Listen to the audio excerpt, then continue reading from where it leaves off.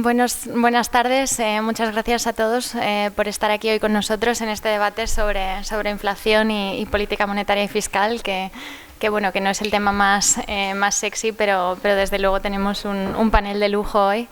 Así que nada, estamos aquí con José Moisés, que es profesor en la Universidad Camilo José Cela y presidente o CEO, director de Red to Red Consultores, Judith Arnal, que es técnico comercial y economista del Estado y jefe de gabinete de Calviño.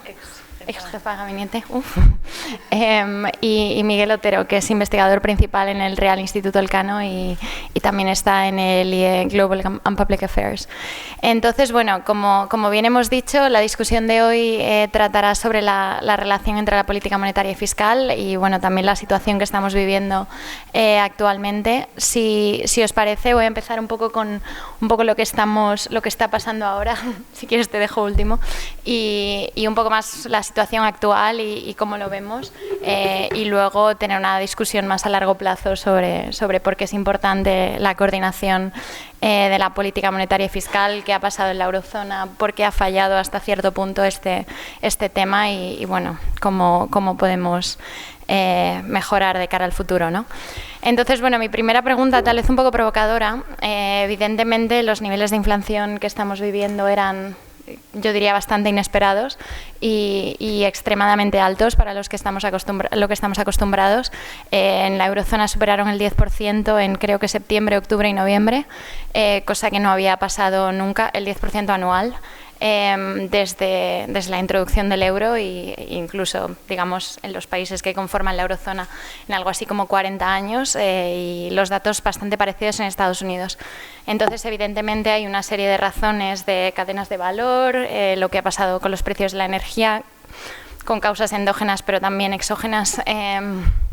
Pero mi pregunta es que ¿hasta qué punto creéis que las medidas de estímulo que se llevaron a cabo pues en el contexto del COVID han jugado un rol? Y en concreto en la eurozona, evidentemente, ha habido una expansión de la hoja de balance del Banco Central Europeo enorme, no solo con el COVID, pero anterior, ¿no? Creo que hemos pasado de 2 billones en 2015 a más o menos 7 billones ahora, y básicamente no diría que la totalidad del estímulo se ha pagado con deuda comprada directamente por el BCE, pero tampoco estamos en unos números tan lejanos de eso. Mientras tanto, en Estados Unidos, donde sí hubo una conversación previa algo más extensa sobre la inflación, pues las medidas fiscales han sido muy sustanciales, mayores que aquí. Es verdad que en este caso la política monetaria y fiscal está increíblemente ligada, ¿no? Pues lo que ha hecho sobre todo las compras del BCE ha sido, digamos, permitir esta respuesta fiscal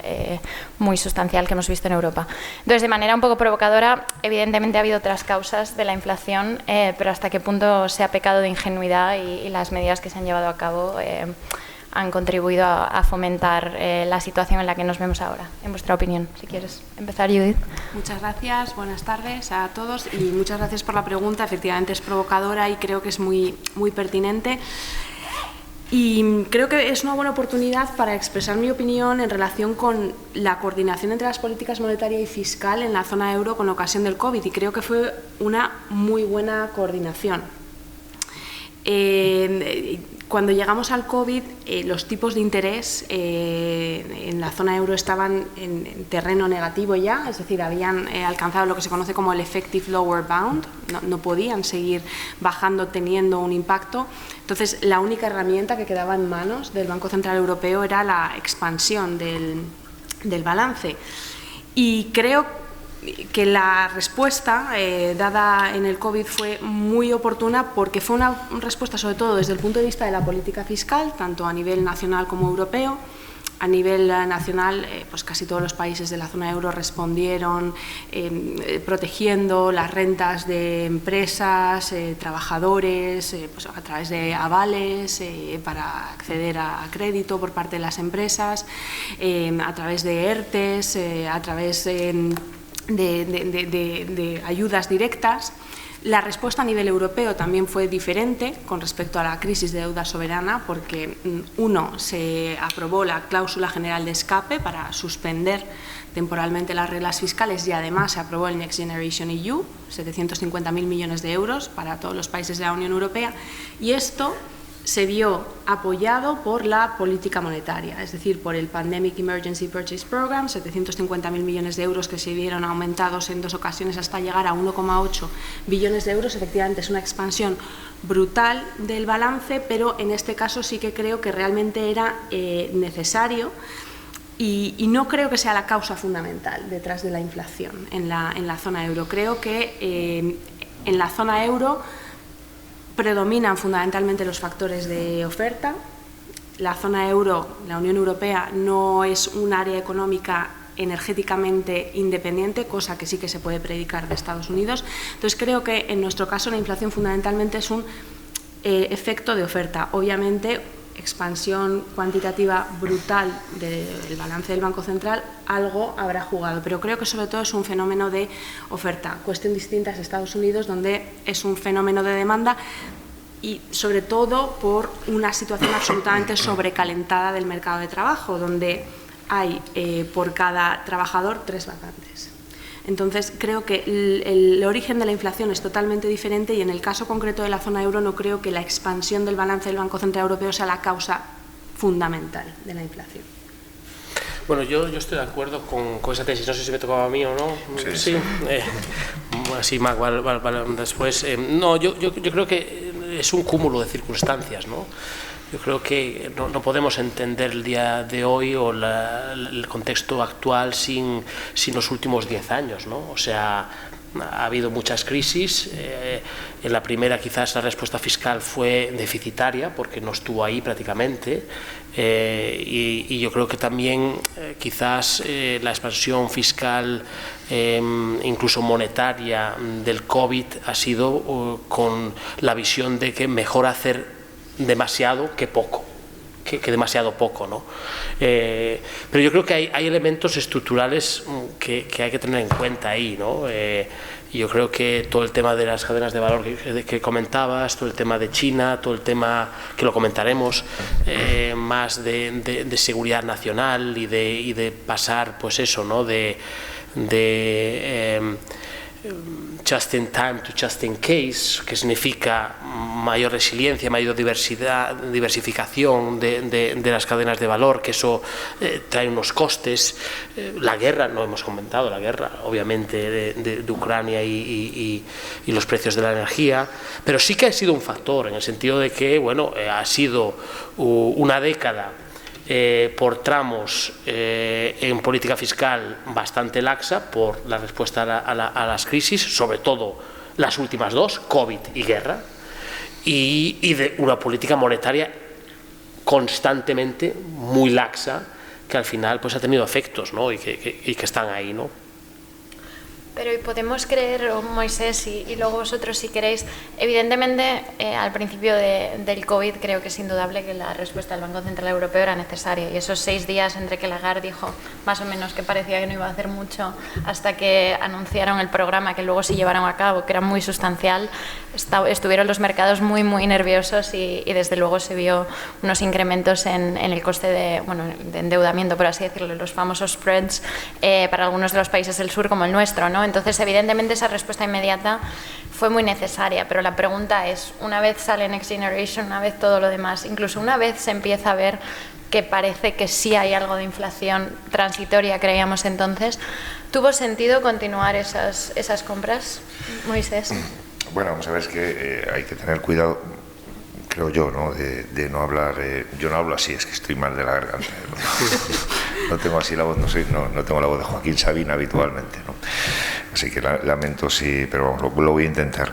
Pero yo creo que me gustaría señalar los elementos, compartiendo mucho de lo que se ha planteado, ¿no? y planteando lo que se está diciendo, que no debemos caer en el sesgo de retrospectivo, ¿no? Quiero decir, al final, efectivamente, en el año 2021 pensábamos que había una inflación aguda pero transitoria que se debía al restablecimiento de las cadenas de valor y de las cadenas de suministro, sobre todo con China, una política de COVID muy fuerte, cuando en Europa ya estaba despertando la demanda. repente la oferta no estaba despertando, la demanda estimulada también, y yo creo que hay que reconocer a esa política el efecto que tuvo, ¿no?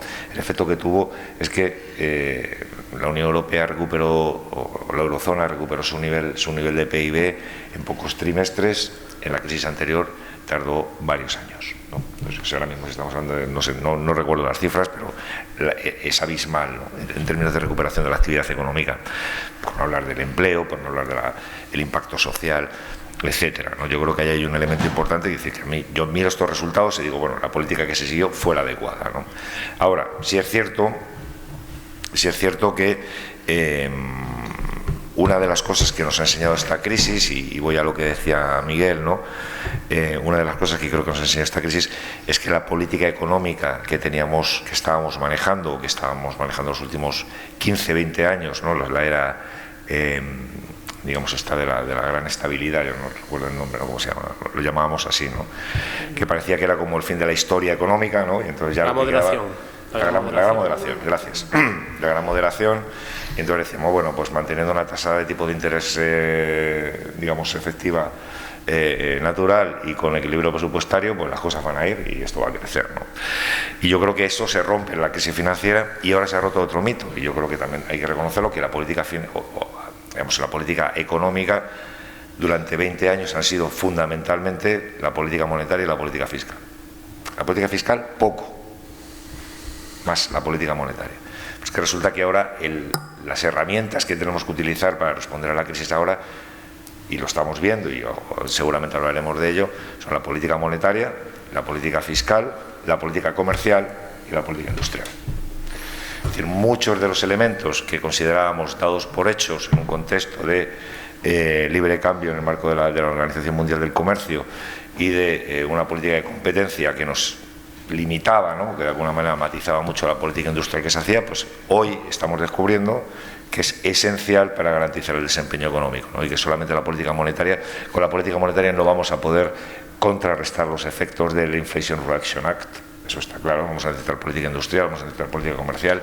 Con la política monetaria no se pueden gestionar las cadenas de valor, no se pueden gestionar las cadenas de suministros, necesitamos política industrial, política comercial, y no se puede gestionar una crisis como la que estamos viviendo. Entonces, claro, planteo esto en términos de hasta cuál es el alcance de estas dos dimensiones de política fiscal y política monetaria en un contexto donde las variables que se están moviendo escapan al alcance del Banco Central. ¿Podría el Banco Central hacer algo más de lo que está haciendo ahora, o haber previsto de alguna manera lo que podría ocurrir en un contexto de guerra y de predominancia de la geopolítica?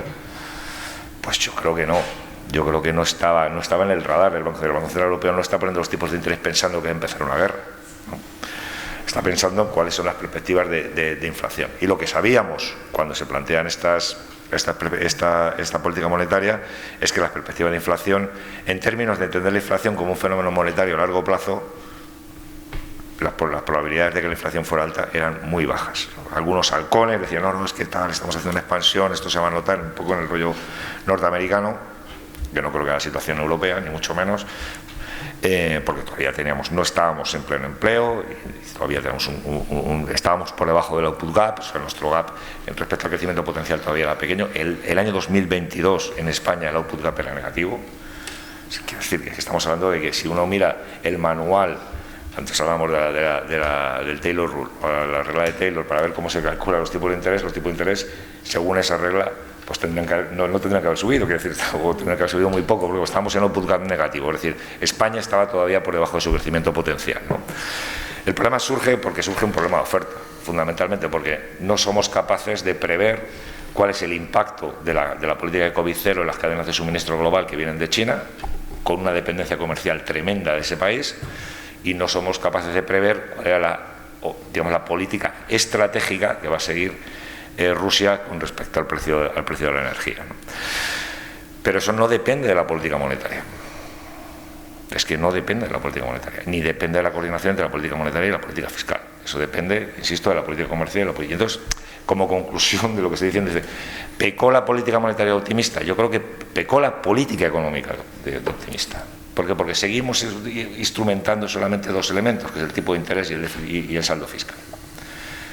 Y no hemos hablado durante todo este tiempo ni de política comercial, ni hemos hablado de alianzas comerciales, ni hemos hablado de política. Ahora empezamos otra vez a hablar de todos esos elementos, ¿no? Cuando nos hemos dado cuenta que con esas dos herramientas es imposible gestionar una política en el contexto geopolítico en el que vivimos ahora mismo, ¿no? Necesitamos nuevas herramientas y no podemos sobrecargar al Banco Central con esa responsabilidad, y yo diría que tampoco al Ministerio de Hacienda. No podemos, son otros ministerios también los que tienen que actuar, y tenemos que recuperar una idea de la política económica que va mucho más allá de lo que pensábamos que era hasta antes de ayer, que es fiscal, monetaria, sí, un poco de política de competitividad y no sé qué, pero bueno. El turrón ahora mismo está en la política comercial y está en la política industrial, y lo que pueden hacer la política monetaria y la política fiscal es acompañar, pero donde nos la estamos jugando es con esas herramientas que tenemos que quitarles el óxido, ¿no? Porque estaban oxidadas y tenemos que reactivarlas, ¿no? Por otro, contestando a la pregunta, yo diría que no podíamos pedir al Banco Central que previera lo que estaba ocurriendo, porque no estaba en su radar ni está en su mandato prever qué va a pasar con las cadenas de valor en China. Eso es una cosa que tenemos que ver con una visión 360 grados y que no se resuelve con los tipos de interés. No sé si queréis contestar alguno, si no puedo... Sí, no, yo participo totalmente de la opinión de José Moisés. Es decir, hay que tener en cuenta cuál es el mandato del Banco Central Europeo, que es la estabilidad de precios. Otros bancos centrales, como la Reserva Federal, tienen un doble mandato, la estabilidad de precios y el pleno empleo, pero centrándonos en el Banco Central Europeo, su mandato es la estabilidad de precios, entonces se le puede pedir lo que se le puede pedir. ¿Cómo se define la estabilidad de precios en el caso europeo? Pues como una inflación en el medio plazo cercana, pero ligeramente por debajo del 2%. En estos momentos nos hemos ido de esa cifra, pero esa es la tarea de la política monetaria, y garantizar una correcta transmisión de la política monetaria al conjunto de la economía para garantizar la estabilidad de precios. Y además, en el caso del Banco Central Europeo, yo creo que su trabajo es especialmente difícil, porque es el Banco Central de una unión monetaria. Tenemos una única institución monetaria, pero desde la adhesión de Croacia a la zona euro el pasado 1 de enero, 20 Estados miembros con 20 políticas fiscales diferentes. Entonces hablabas, Moisés, de la regla de Taylor, del output gap. Claro, el output gap en el caso de España era negativo en el 22, pero quizás en el caso de Alemania o en el caso de la República de Irlanda, no. Entonces es una tarea especialmente difícil. Entonces yo creo que al Banco Central hay que pedirle lo que hay que pedirle, que es estabilidad de precios, y en mi opinión durante toda la década pasada ha hecho un buen trabajo de estabilización de la economía y de preservación de la estabilidad financiera. ¿Y qué opináis de lo que están haciendo ahora? Los tipos creo que ahora están en 2,5. Ha habido varias subidas bastante seguidas y bastante rápidas, y han anunciado otra subida para el mes que viene. Es verdad que estamos un poco atrás en el ciclo frente a Estados Unidos, pero el discurso de Lagarde ha sido sorprendente, o no sé si sorprendente, pero especialmente hawkish, especialmente duro, especialmente, digamos, disculpad, proclive a seguir estas subidas de tipos. Lo siento. Y quería preguntaros qué opináis, porque sí es verdad que, como digo, Estados Unidos está más avanzado en el ciclo, pero sí parece, y ya por fin, que Jerome Powell, que es el director de la Reserva Federal, está haciendo un discurso algo más optimista, y que están, digamos, llegando ya al punto más alto del ciclo. También parece que en Europa la inflación ha tocado techo, creo que no la subyacente, pero sí la headline. Entonces quería preguntaros un poco qué pensáis. ¿Está siendo Lagarde demasiado dura? ¿Tiene demasiado miedo a las expectativas a largo plazo de inflación? ¿O es esto lo que toca, visto lo visto? No sé. Bueno, yo creo que aquí hay que entender que esto es un poco esquizofrénico todo, por las circunstancias en las que estamos viviendo. Por un lado, tenemos un Banco Central que, como decía Judith, tiene un mandato que es la estabilidad de precios, y en principio, hasta que la inflación no llegue al 2%, debería subir tipos y tener una política restrictiva. Tenemos que entender también que todavía ahora mismo, con la inflación en la que está, los tipos de interés son negativos. Son inmensamente negativos, son mucho más negativos de lo que eran hace 2 años, que eran a lo mejor negativos del 0,5%, del 1%, ahora están negativos pues en torno a eso, a casi 4%, menos 4%. O sea, yo creo que eso es importante, que todo el mundo tenga conciencia de eso, porque se supone que estamos todavía en una política monetaria súper laxa en ese sentido, ¿vale? Y después tenemos, por un lado, tenemos el Banco Central que necesita subir tipos porque es el mecanismo, la herramienta que tiene para, en principio, luchar contra la inflación, pero por otro lado, como decía Moisés, tenemos no solamente el tema de la política comercial, la política industrial, etcétera, que en principio llaman a un estímulo fiscal, ¿no? Porque Estados Unidos está subvencionando en gran medida todo lo que es la transición verde, y nosotros no sabemos muy bien si tenemos que subvencionar también o no, todo el debate sobre un fondo de soberanía europeo, pero sabemos que en otros elementos, por ejemplo, ¿no? Por listar más ministerios, tenemos una política de defensa. Estamos en guerra, se supone que tenemos que invertir más en defensa. Estímulos del 1 o 2% del PIB, que no es poca cosa, ¿no? En los próximos años, y Alemania, etcétera, etcétera. Entonces, tenemos como unas tensiones ahí enormes, porque la política monetaria quiere controlar la inflación, por lo tanto, se supone que tiene que ser más restrictiva, pero por otro lado tenemos que luchar contra el cambio climático, que requiere de gasto. Ganarle la guerra a Putin, o que no la gane Putin, requiere de más gasto.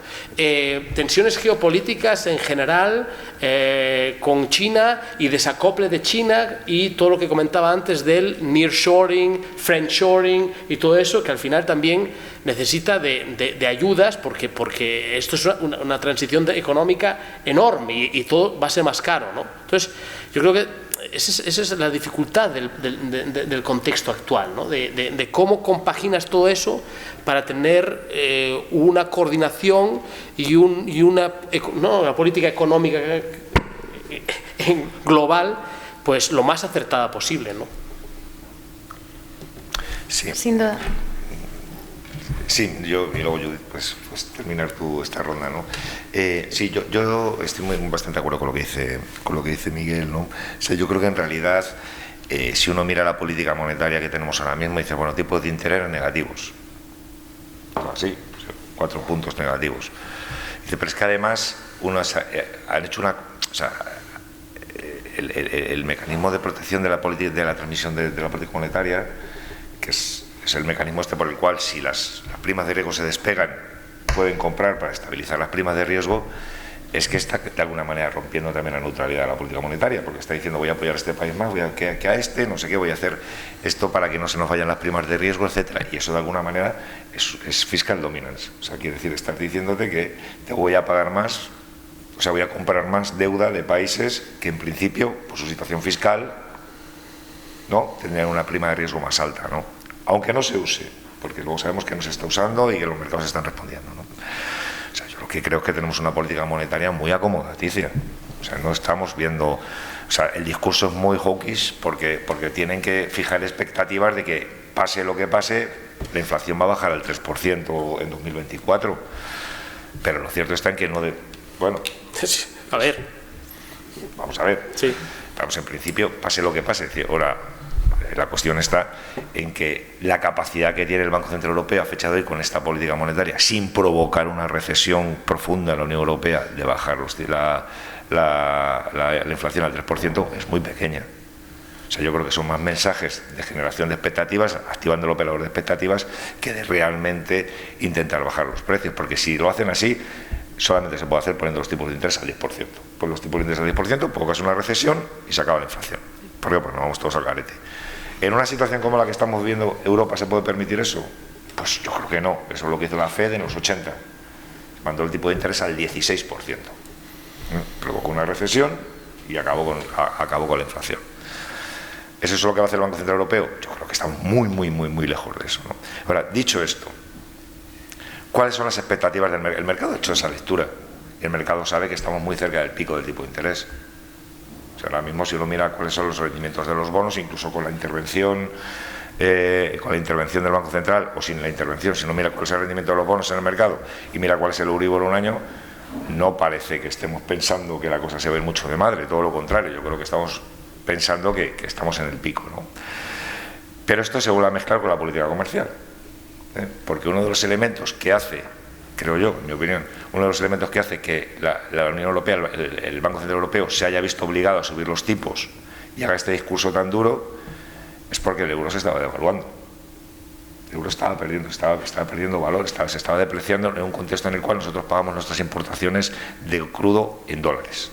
Entonces, claro, esto también es relevante porque eso impacta directamente de nuevo la inflación, y ahí sí que es un canal de política monetaria que impacta en una inflación de costes.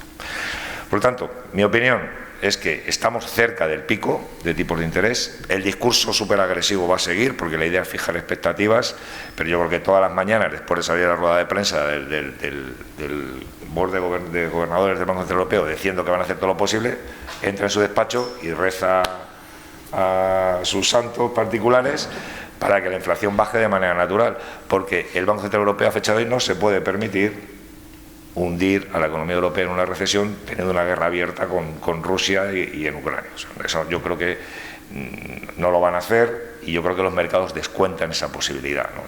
También eso significa que no está habiendo más turbulencia financiera de las que podría haber, precisamente por eso, ¿no? Yo la verdad es que participo de la opinión tanto de Miguel como de Moisés. Yo creo que al Banco Central Europeo no le queda más remedio que subir tipos, por lo que has dicho tú, Moisés, porque es que no nos podemos permitir una continua depreciación del euro, porque eso supone inflación importada, porque gran parte de las materias primas que importa la Unión Europea están denominadas en dólares. Pero a mí no me parece que el Banco Central Europeo esté siendo excesivamente agresivo, por ejemplo, si vemos desde la perspectiva de su política de reducción del balance. El Banco de Inglaterra, por ejemplo, directamente está vendiendo tenencias de deuda pública británica a mercado. Lo que ha hecho el Banco Central Europeo en el 2022, en marzo, dijo voy a parar las compras netas del PEP. En julio dijo voy a parar las compras netas del APP, y ahora ha dicho, bueno, voy a empezar a dejar de reinvertir una media de 15.000 millones de euros al mes desde marzo hasta junio del APP. Con lo cual es una política de reducción de balance, sobre todo si la comparamos con lo que están haciendo otros bancos centrales. No pienso en el Banco Central de Japón ni en el de Turquía, por ejemplo, que está bajando tipos a pesar de tener una inflación disparada en el 80%. No es una referencia. No son referencia. El Banco Central de... No, creo que no. Pero digo, creo que en general, si pensamos en las políticas de reducción del balance que están llevando a cabo otros bancos centrales comparables al Banco Central Europeo, el nuestro está siendo particularmente suave.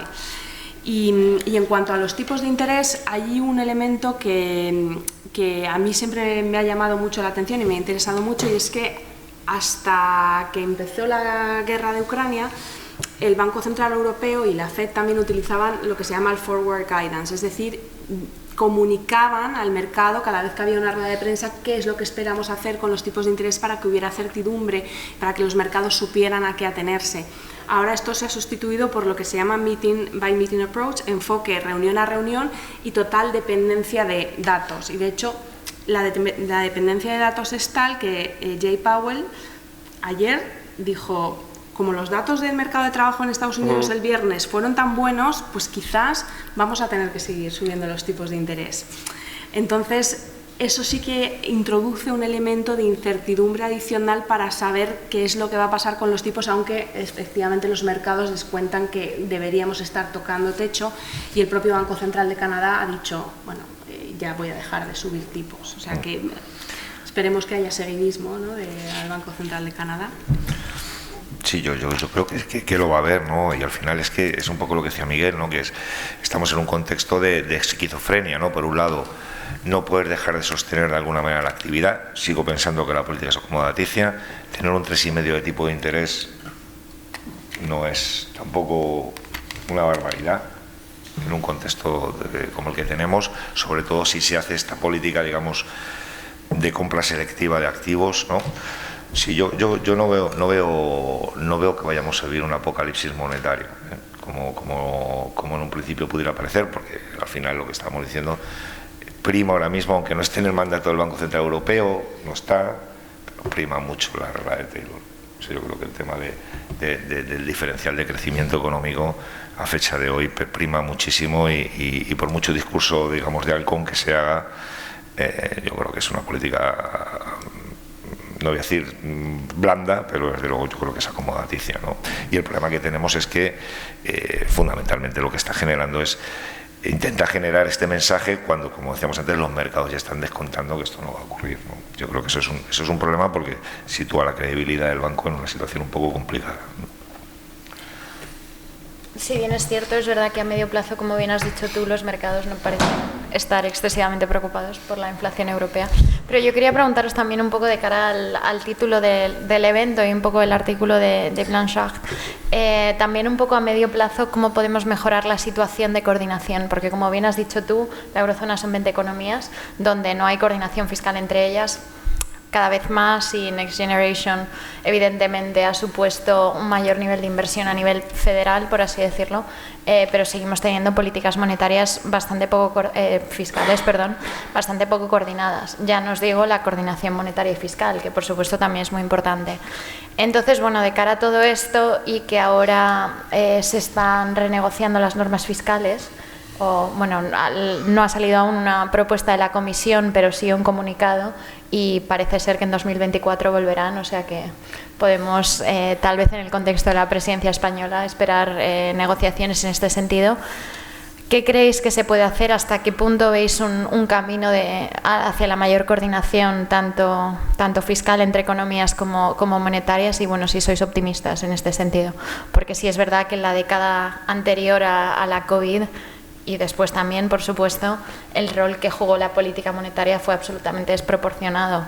En mi opinión, al menos relativo a la política fiscal, y en muchos sentidos tuvimos una política fiscal bastante procíclica, ¿no? Los países en peor situación gastando menos, y un ratio entre el output gap y el déficit estructural muchas veces, digamos, el inverso al que hubiera dictado Keynes, por así decirlo. Entonces, ¿veis algo de optimismo en este sentido a nivel casi político?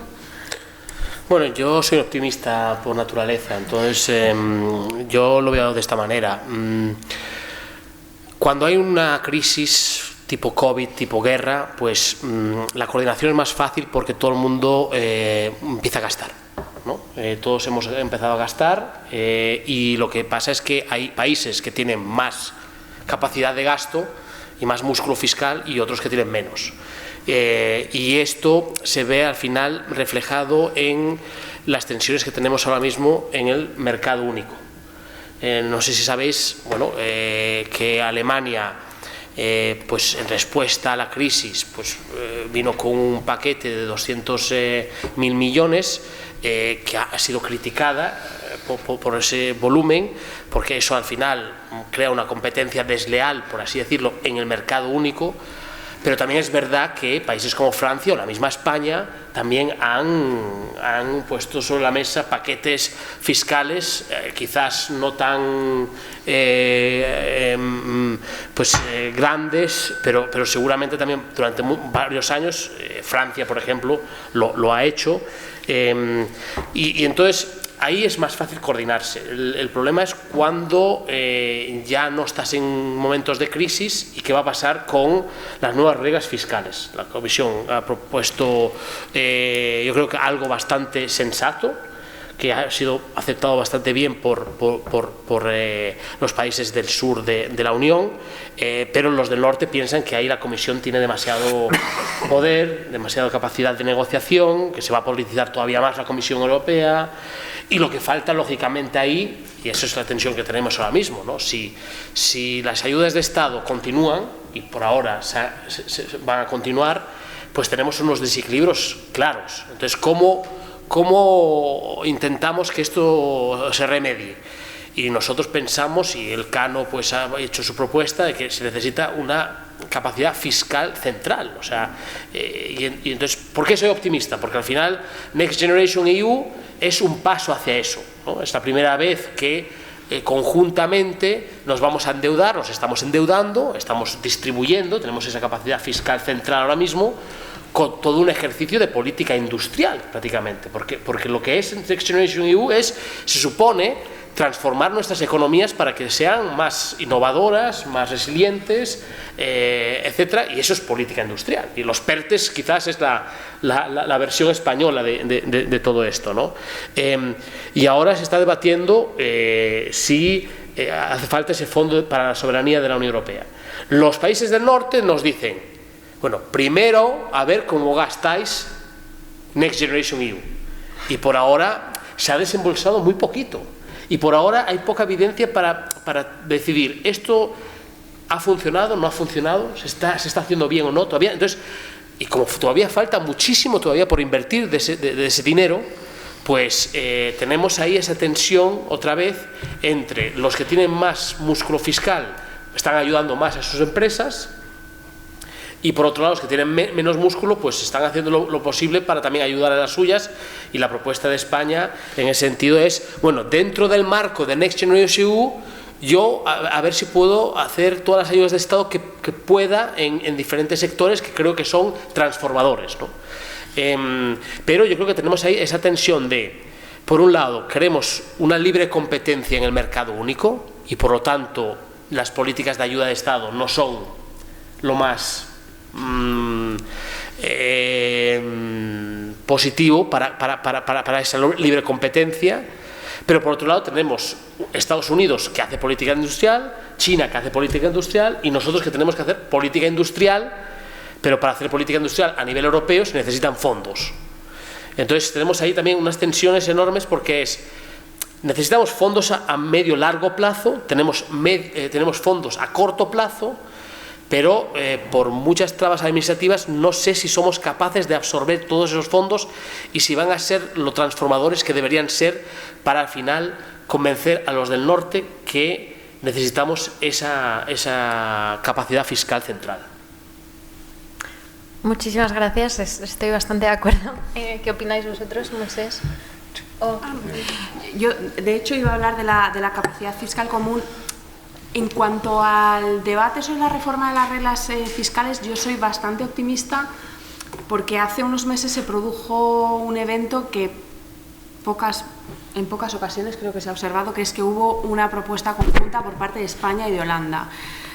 Tradicionalmente con posturas muy enfrentadas en la Unión Europea, pues fuimos capaces de llegar a un acuerdo al menos sobre los principios básicos que deberían informar esa reforma de las reglas fiscales, ¿no? Pues reglas fiscales más sencillas, observables, no basadas en el output cap, en las que hubiera un sentido de apropiación por parte de los Estados miembros, utilizando una técnica de propuesta y negociación con la Comisión Europea, como lo que se ha hecho con las reformas e inversiones en el plan de recuperación, con sendas de consolidación fiscal propias para cada país, adaptadas a la situación de partida de la deuda pública, la situación en cuanto a las reformas estructurales del país. Entonces, en ese sentido soy bastante optimista. Dado el conflicto comercial industrial que se está generando con otras áreas del mundo, pues Estados Unidos, China, creo que la reforma o la flexibilización de la normativa de ayudas de Estado es la cara de la misma moneda con respecto a la reforma de las reglas fiscales. Es decir, no puede ser que se impongan unas reglas fiscales muy duras para los países tradicionalmente más laxos desde el punto de vista fiscal, que somos los periféricos, y que a la vez se permita, se lleve a cabo una flexibilización total de la normativa de ayudas de Estado, porque entonces lo que va a pasar es que países con espacio fiscal, como por ejemplo Alemania, se lo van a comer todo y los del sur de Europa nos vamos a quedar muy constreñidos. Entonces creo que son elementos que se tienen que ver en su conjunto. Ya no podemos hablar solo de reglas fiscales, de reforma de las reglas fiscales, precisamente por lo que decía Moisés, porque ya no es solo política monetaria, política fiscal, ya también es política comercial, política industrial. Hay que verlo todo en su conjunto. Tenemos que llegar a una solución equilibrada para el conjunto de los países europeos. Creo que una capacidad fiscal común, como decía Miguel, facilitaría enormemente el trabajo del Banco Central Europeo y la estabilización de la economía europea ante eventuales shocks. Y mi duda es si realmente hacen falta más fondos o si lo que tenemos que hacer es eliminar trabas burocráticas y, por ejemplo, que esa flexibilización de la normativa de ayudas de Estado se aplique especialmente para todos los fondos Next Generation EU. Es decir, tenemos 750.000 millones de euros de fondos Next Generation EU. Como decía Miguel, se han liberado pocos. España e Italia estamos a la cabeza en volumen de fondos liberados, pero no están fluyendo a la economía, entonces no es tanto una falta de fondos, porque cuando hablamos del paquete verde del Inflation Reduction Act de Estados Unidos son 369.000 millones de dólares. Entonces quizás no es tanto el volumen de fondos, sino la forma en la que se está canalizando a la economía. Entonces creo que también quizás hay que darle una vuelta a eso. Sí, yo... vamos a ver, yo creo que efectivamente estoy bastante de acuerdo con cosas que se han dicho, ¿no? Bueno, yo creo que tenemos que dejar... A ver cómo explico esto. O sea, tenemos una cosa es que haya una mutualización de la deuda, que ya todo este paquete Next Generation, etcétera. Yo creo que esto yo creo que he discutido incluso en alguna otra ocasión. Yo creo que estamos todavía muy lejos de tener un mecanismo fiscal de estabilización. O sea, yo creo que si las crisis son simétricas, y cuando digo simétricas son que toda la Unión Europea entra en crisis, la Unión responde, el Banco Central Europeo responde, hace una política monetaria que para la eurozona, ¿no? Si está todo en el mismo momento de ciclo, es interesante y tal, y lo hace bien y tal. Esto fue lo que pasó en el COVID. O sea, también no es que hubiera de repente una revolución en el pensamiento de la política económica europea, es que fue toda la eurozona entró en recesión. Entonces, claro, es muy fácil hacer políticas así, quiero decir, es muy fácil coordinar la política monetaria y la política fiscal. El problema es cuando hay crisis asimétricas, ¿no? Como es la del 2008 y la del 2008-2010, la crisis de deuda bancaria y la crisis de deuda, por eso asimétrica, porque el sur era deudor y el norte era acreedor, y entonces ahí el Banco Central Europeo pues no sabía muy bien qué hacer, la política fiscal no funciona así. De hecho, cuando España ha propuesto tener un presupuesto propio de la eurozona con carácter estabilizador, todo el mundo ha dicho que niet. Bueno, no todo el mundo, los que tenían que poner la pasta han dicho que no. ¿Por qué? Porque no quieren un mecanismo de estabilización. Consideran que la eurozona no debe tener un mecanismo de estabilización. No sé, vosotros estáis en la negociación, lo sabréis mejor por qué no lo quieren tener. Lo que tenemos es un mecanismo de competitividad, de política industrial, etcétera, que es lo que se está planteando, ¿no? Claro, ahora esto cobra una importancia tremenda en el momento en el que estamos, ¿no? Yo creo que, por terminar mi argumento anterior, el único mecanismo que realmente funciona como mecanismo estabilizador en la eurozona es el mecanismo SURE, porque sí que tiene ¿no? el sistema de reaseguramiento, ¿no? Pero Next Generation no es un mecanismo de estabilización, o sea, no está preparado para responder a shocks asimétricos, ¿no? Por eso se programa, por eso se incorpora, por eso hay que rendir cuentas, etcétera. No es un mecanismo de estabilización como sería un seguro europeo de desempleo, por ejemplo, ¿no? Ahora, dicho esto, el problema que tenemos con el Next Generation comparado con el Inflation Reduction Act es que el Inflation Reduction Act se va a ejecutar, básicamente. Son 365.000 millones de dólares que se van a ejecutar. Ya veremos la ejecución que tiene Next Generation, porque ya nos estamos dando cuenta de los problemas que hay, ¿no? Y sí, quería compartir también la idea de que si no somos capaces de generar un marco digamos, armonizado de política fiscal, de unas nuevas reglas fiscales, donde me gusta mucho la propuesta que se hizo desde España, ¿no? Y veremos a ver un poco, ¿no? Justo el artículo al que comentamos de Blanchard es uno de los ideólogos que quiere hacer la propuesta de la Comisión, ¿no? En términos de un marco más a medio y largo plazo, más personalizado, etcétera, etcétera. Si esto no lo combinamos con un régimen de ayudas de Estado más razonable, yo creo que hay países ganadores y perdedores, clarísimamente, ¿no? Por lo que estamos diciendo, si liberalizamos el régimen de ayudas de Estado, que yo creo que hay que hacerlo, porque Estados Unidos lo va a hacer. No va a estar con mucho cuidado contra es que Estados Unidos nunca ha dejado de hacerlo. Yo creo que claro, bueno, pues ya lo hace a lo bestia. Ahora nos excluye a nosotros. Pero ya directamente nos excluye. Entonces, claro, yo esta mañana estaba con gente de comisiones obreras esta mañana, les diría, bueno, y cuando Biden diga que va a financiar la construcción de vehículos eléctricos en la Ford, allí en Connecticut, ¿qué va a hacer la Ford? ¿Se va a poner a producirlos en Almusafes? Pues no lo va a hacer en Almusafes. Esto es un problema. Lo va a hacer allí. Es un problema, es una amenaza estratégica de primera magnitud para la industria europea. Entonces no podemos andarnos con chiquitas con el tema de las ayudas de Estado, ¿no? Es que esto distorsiona la competencia. Dice, pero ¿qué competencia si no vamos a quedar sin industria? Ahora bien, eso tiene que venir acompañado con una nivelación del terreno de juego, porque una ayuda de Estado en Berlín o una ayuda de Estado en la Blue Banana no se rentabiliza de la misma manera. La Blue Banana es el centro de Europa, el centro industrial, no rentabiliza de la misma manera que una ayuda de Estado en Andalucía.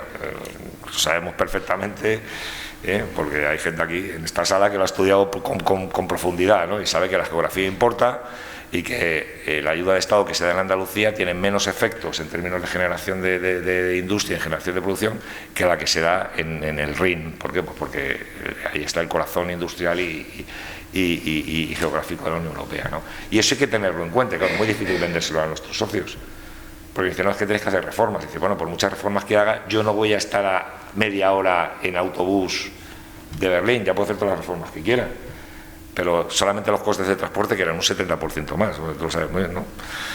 Un 70% más me parece que es. Entonces, claro, eso hay que sostenerlo, y no se puede hacer solamente con reformas y con competitividad, ¿no? Y esto me lleva, dejo esto ahí porque también habría que hablar del artículo de Blanchard, esto me lleva al gran pero que yo le doy al artículo de Blanchard, ¿no? El artículo de Blanchard, que está basado en un libro que ha sacado, y es una reflexión sobre todo lo que hemos hablado, ¿no? En términos de, hostia, pues la política monetaria parece que no tiene sentido, no ser la Bound, hay que coordinar con la política fiscal, esto tiene que ir más allá, si no, la política monetaria no puede activar, la política fiscal tiene que activar, etcétera, y entonces vamos a vivir un periodo que en términos macro yo creo que es cierto, que vamos a ver un periodo de bajo crecimiento económico, porque la gente se está haciendo mayor, la gente ahorra, la gente no gasta, va a haber un exceso de ahorro y no se va a invertir. Entonces, conviene, para estimular la economía a largo plazo, o sea, toda la tesis está de secular stagnation, ¿no? Que yo creo que no se rompe por esta dinámica que tenemos ahora, no se rompe. Yo creo que esto es una condición estructural ya de nuestra economía, salvo que empecemos a introducir este tipo de variables. Y a mí me da la sensación de que Blanchard no lo hace.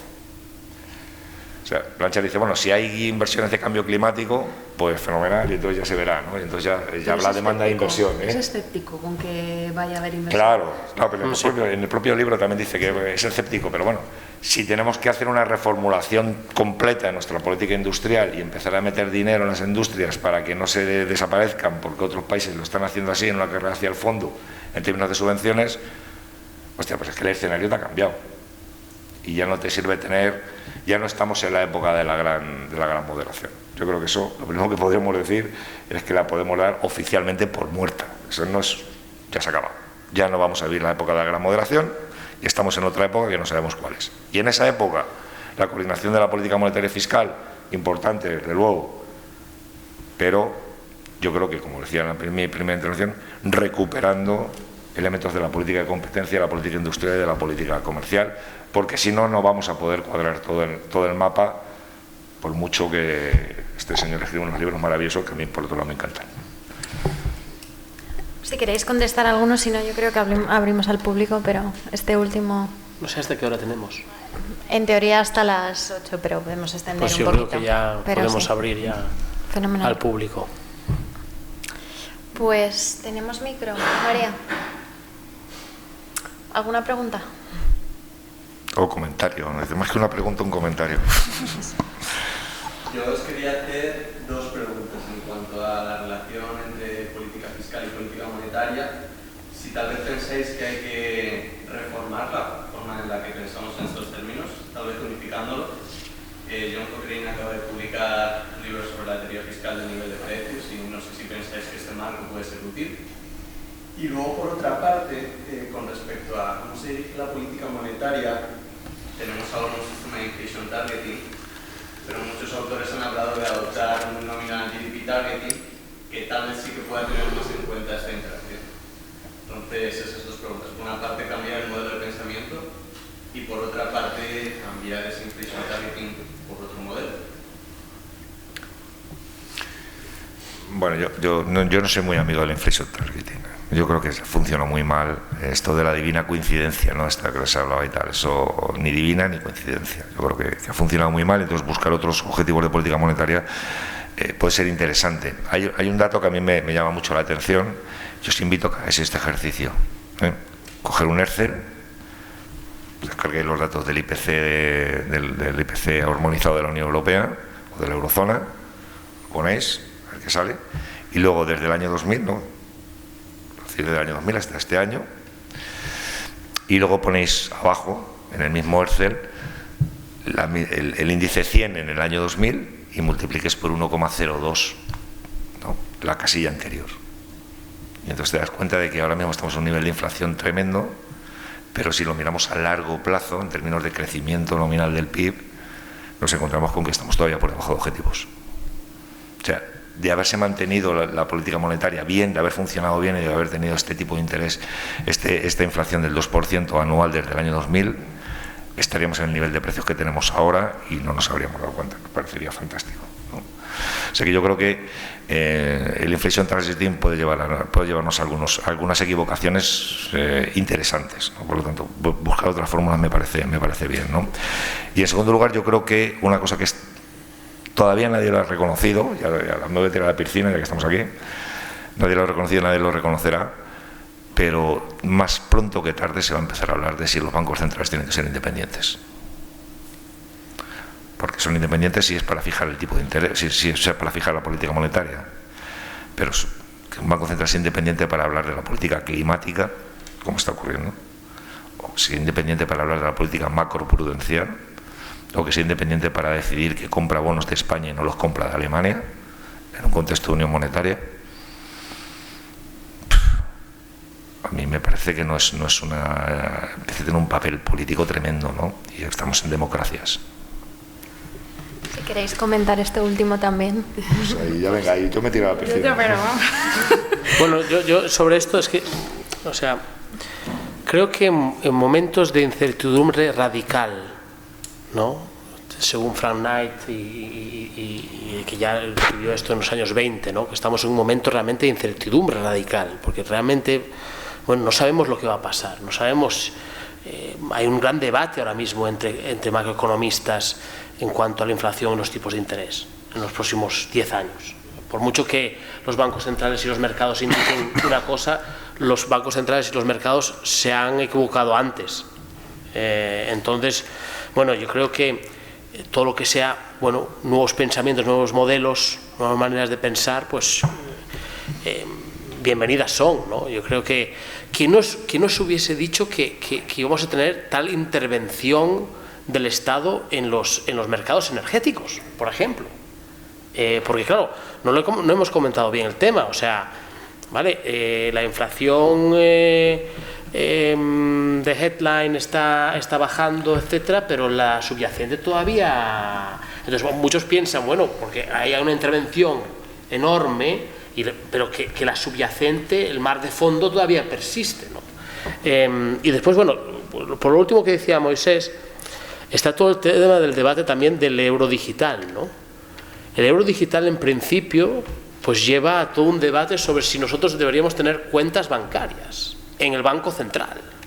Y eso le daría un enorme poder al Banco Central. Y algunos, por ejemplo Miguel Ángel Fernández Ordóñez, que ha escrito un libro sobre esto y tal, piensan que bajo la neutralidad e independencia del Banco Central, el Banco Central podría estimar cuál es el output cap, cuál es el PIB nominal que deberíamos de tener como referencia, y a partir de ahí hacer su propia política monetaria e incluso pues la emisión de moneda y de creación de dinero, que ahora mismo lo hacen los bancos comerciales, ¿vale? Entonces, bueno, pero para otros sería un poder enorme del Banco Central Europeo, porque decidiría de una manera casi comunista de planificación central cuánto es lo que tenemos que impulsar la economía para llegar a ese tipo de referencia, ¿no? Entonces yo creo que hay todo tipo de debates macro, porque no lo hemos comentado, ¿no?, en un marco de revolución digital, ¿no?, que está cambiando muchos de nuestros hábitos, y que además hacen que sea muy difícil ahora mismo medir la economía, porque hay mucha economía intangible. Entonces ahora mismo es que estamos en un momento en que es difícil, como economistas, buscar la mejor política económica, monetaria, fiscal, industrial, comercial, etcétera, si realmente no sabemos tampoco medir bien lo que está pasando Ya sin hablar del mercado laboral y qué está pasando en el mercado laboral, por ejemplo, en Estados Unidos, donde hay grandes dudas de lo que está pasando allí, ¿no? Igual que incluso en el nuestro. Entonces, bueno, yo creo que por eso, bueno, yo decía, bueno, vamos de reunión en reunión en política monetaria. Yo creo que cada vez más todas estas políticas, las políticas fiscales, monetarias, etcétera, tienen que ser muy flexibles, tiene que haber mucha evaluación y tienen que ser pragmáticas, y que la ideología, la doctrina no nos confundan, porque en mares desconocidos vas a tener que girar muchas veces. Y yo creo que eso tenemos que asimilarlo como bueno, gente que se dedica a la política pública, y eso requiere de administraciones públicas flexibles también, competentes, flexibles, etcétera, que eso es uno de nuestros grandes retos como sociedad. Yo, por mi parte, sí que creo que hay que repensar el rol de la interacción entre la política monetaria y la política fiscal, fundamentalmente por la tesis que defiende Blanchard. Es decir, Blanchard hace un análisis retrospectivo, aunque ahora estamos en un contexto de incremento del tipo de interés nominal, el tipo de interés real sigue siendo muy negativo.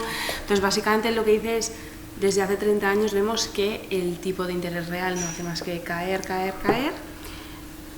por una serie de factores estructurales, pues factores demográficos, incremento de la renta, que lleva a lo que comentaba Moisés, a un incremento del ahorro, una reducción de la inversión. Entonces, en ese contexto en el que el Banco Central lo que tiene que hacer, en teoría, es fijar el tipo de interés lo más cercano posible al tipo de interés natural, nos quedamos con una política monetaria sin la capacidad de arrastre que tendría frente a un periodo de crisis si los tipos de interés fueran más altos, ¿no? Entonces, en ese contexto, aquí lo que dice Blanchard es que el diferencial fundamental para determinar la sostenibilidad de la deuda pública es el tipo de interés real menos la tasa de crecimiento del PIB real. Y entonces él lo que arguye es que ese diferencial cada vez es más negativo, con lo cual, en principio, cada vez el tipo de interés, o sea, la tasa de crecimiento del PIB real es mayor que el tipo de interés real, y esto lo que hace es dar una flexibilidad máxima a la política fiscal, y que a futuro pues la política fiscal va a tener que tirar más del carro que la política monetaria. Pero haciendo una puntualización muy importante que yo creo que es fundamental, y es que ese diferencial de tipo de interés real menos tasa de crecimiento del PIB real es endógeno y está sometido a incertidumbre.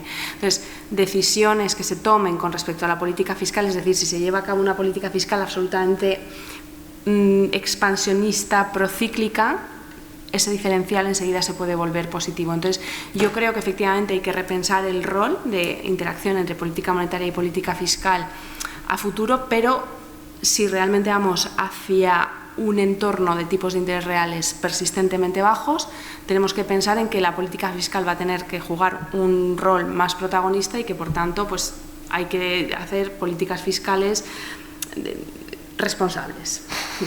Inteligentes. Eso es. Y con respecto al tema de la independencia del Banco Central Europeo, yo soy una firme creyente en la independencia del Banco Central Europeo. De los bancos centrales. De los bancos centrales.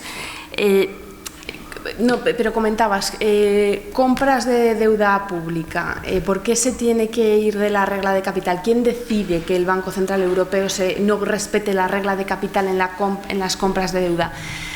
En mi opinión, en la medida en que esto sea totalmente transitorio y temporal, siempre con la promesa de retornar a respetar la regla de capital del Banco Central Europeo, yo creo que pasa a ser más bien una decisión de tipo técnico y de estabilización, en mi opinión. Y el euro digital, lo temporal puede convertirse en permanente. Sí, eso también. Como la inflación.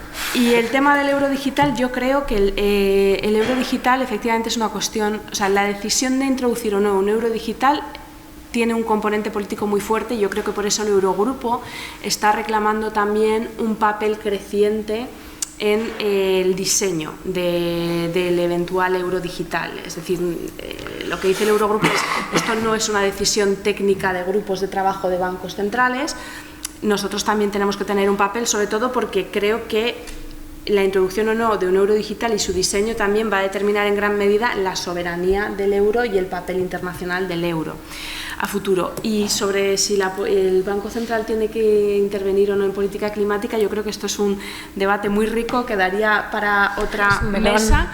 Y lo que percibo es que está habiendo divergencias entre áreas geográficas. Es decir, yo a Lagarde la veo mucho más favorable a que el Banco Central Europeo juegue un papel en política climática, y Powell, sin embargo, lo veo diciendo que a mí que me cuenta, o sea, esto es una tarea de los gobiernos, es algo de política fiscal, no es política monetaria. Podríamos hacer un panel de esto último porque es verdad que da para... Hola, buenas tardes. Enhorabuena por vuestros comentarios, que algunos de ellos muy técnicos y muy profesionales. Pero a mí me tiene muy preocupado, hablando un poco de lo que es la política industrial y política comercial, del gigante chino, ¿no? Y me gustaría que hicierais algún comentario respecto a dónde acaba y qué límites se le puede poner a una potencia como esta, que es en la historia yo creo nunca se ha dado. Ahora mandan, por ejemplo, globos sonda a Estados Unidos y te dicen no, que es para temas meteorológicos. ¿Cómo se puede parar, por un lado, esa ambición dentro de esa política industrial y comercial del gigante chino, y por otra parte el gigante ruso con el gas y el petróleo? Para mí, dos factores que creo que son los que nos van a condicionar en los próximos años de una forma cruel. Estaba para mí, ¿no? Es patético. Bueno, yo creo que lo que tenemos que debatir es si queremos pararlo,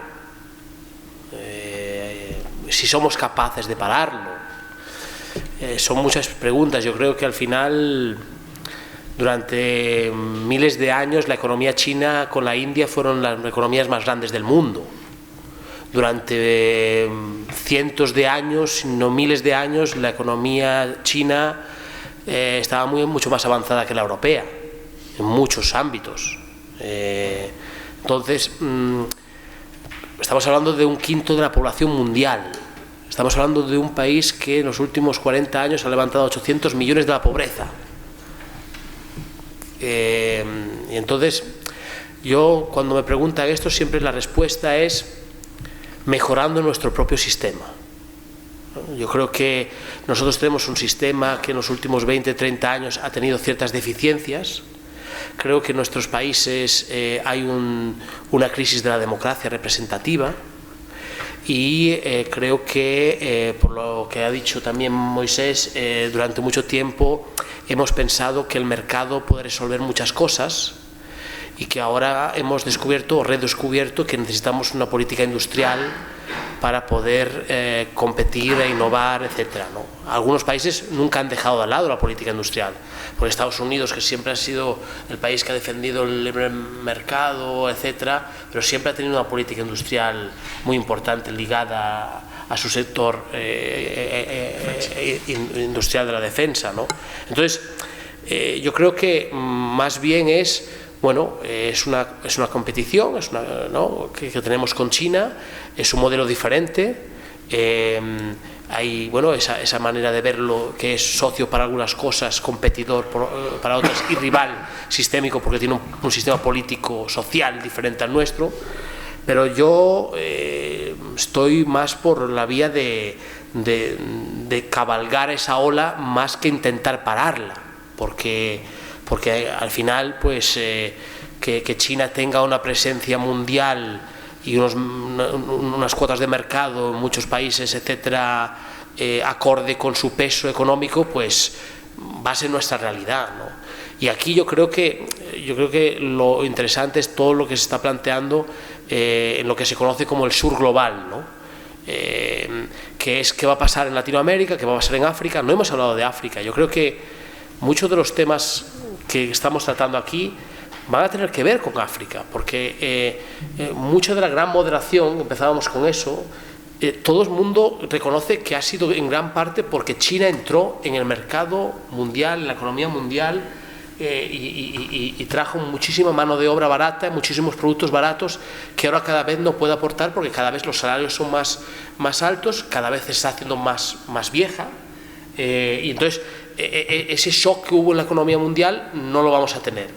Vamos a tener algo que pueda sustituir eso, y entonces la gente mira a África, ¿no? Y China está en África y está en otras partes de Asia, ¿no? Y ahí nuestra visión desde Occidente durante 30 años era sobre todo gobernanza, instituciones, separación de poderes, sostenibilidad, etcétera, ¿no? Y China vino con una mentalidad muy distinta, propia de su modelo, con dos cosas, y las sigue planteando, y esas dos cosas son infraestructuras y seguridad. Yo te ofrezco infraestructuras y seguridad, y no me meto en la política, no me meto en la sostenibilidad, etcétera, etcétera. Y nosotros, en ese debate, Occidente ha perdido el liderazgo en el debate sobre cómo desarrollar las sociedades. Porque muchas sociedades piensan que el modelo chino les aporta mayor desarrollo, porque les faltan infraestructuras y en muchas de esas sociedades no hay seguridad ciudadana. Entonces mucha de la tecnología china pues es atractiva por eso, ¿no? Entonces si nosotros no repensamos nuestro modelo tanto a nivel doméstico, en nuestras propias sociedades, como a nivel de cómo nosotros interactuamos con el sur global, pues vamos a ver a China más como una amenaza que realmente como un competidor. A mí China me preocupaba mucho.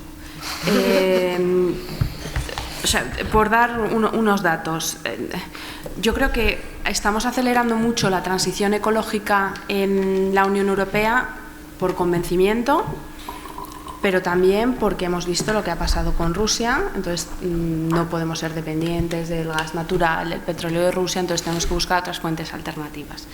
Entonces, genial, vamos a hacer transición ecológica. Entonces, cuando uno ve que el 75% de los paneles solares que la Unión Europea importó en el año 2021 provenían de China, o que las dos principales empresas productoras de baterías eléctricas para vehículos eléctricos son chinas, o que gran parte de las materias primas necesarias para la transición ecológica, pues como las tierras raras, vienen de China, uno se empieza a asustar. Eso, la parte de transición ecológica. La parte digital, la propia Unión Europea en gran medida influida por la presión de Estados Unidos, lanzó lo que se conoce como la caja de herramientas de ciberseguridad 5G, porque se vio que había una fuerte dominancia de los proveedores 5G chinos en la Unión Europea. Y hay una consultora danesa especializada en telecomunicaciones que se llama Strand, y ha hecho un análisis de qué ha pasado desde que se lanzó esa caja de herramientas de ciberseguridad 5G en la Unión Europea, invitando a los países de la Unión Europea a reducir su dependencia de proveedores chinos 5G, y lo que se ha visto es que en Berlín, por ejemplo, la cuota de mercado de Huawei es mayor que en Pekín. Bien, es cierto que en Pekín pues Huawei compite con otros proveedores chinos, o que creo que es más del 50% de los proveedores 5G en Alemania son de origen chino. Entonces, tenemos una fuerte dependencia de China tanto para la transición ecológica como para la transformación digital. Entonces, si a China en algún momento se le cruzan los cables, pues podemos llegar a tener un problema similar al que tuvimos con Rusia. Y ya para terminar, hablabas de África. Es cierto que China tiene una fuerte dominancia sobre África, hasta el punto de que puede llegar a poner en peligro la estabilidad financiera de muchos países en vías de desarrollo, porque China ha pasado a ser uno de los principales acreedores oficiales de muchos países en vías de desarrollo. Y la diferencia de China con respecto a otros países es, uno, que no forma parte del Club de París, no se quiere coordinar con otros acreedores oficiales, y dos, tiene muchas reticencias a entrar dentro de lo que se denomina Common Framework del G20, que es un intento de coordinación de acreedores oficiales. Entonces, van a su aire, eso es una caja negra, no se sabe cuánto debe el país africano de turno a China, entonces así es muy difícil restablecer la sostenibilidad de la deuda de países en vías de desarrollo. Entonces creo que hay una serie de elementos con los que a mí me llaman a estar muy vigilante con respecto a China. No sé si el micrófono, porque si no sale en el vídeo.